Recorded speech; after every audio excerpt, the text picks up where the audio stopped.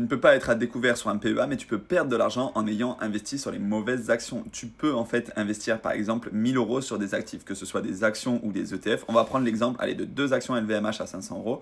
Tu as investi donc 1000 euros. Et bien, ces actions, elles peuvent perdre de la valeur. Elles peuvent descendre à 400 euros. Donc finalement, tes deux actions, elles vaudront 800 euros. Et elles peuvent descendre jusqu'à zéro. Et donc tu peux te retrouver à zéro. Mais tu ne peux pas être en négatif et devoir rembourser quelque chose. À partir du moment où tu ne prends pas d'effet de levier, mais on ne va pas rentrer là-dedans, tu pourras perdre la somme que tu as investie, tu peux perdre l'intégralité de ce que tu as investi si vraiment tu investis sur de très mauvaises actions qui font moins 99%, voire moins 100%.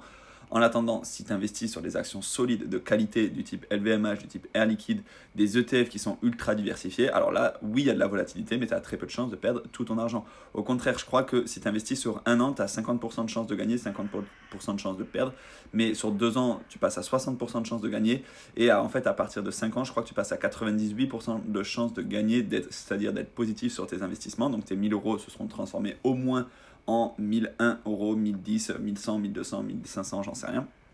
Et ensuite, si tu investis sur la plus longue durée possible, alors là, il y a de grandes chances que tu sois gagnant sur les marchés financiers. Voilà, si tu veux ouvrir ton PEA, il faut que tu passes par une banque en ligne. Je te mets un code juste ici qui te permet de profiter des 150 euros de parrainage sur Boursorama. Et ensuite, tu pourras ouvrir ton PEA. Pour moi, c'est le meilleur PEA du marché.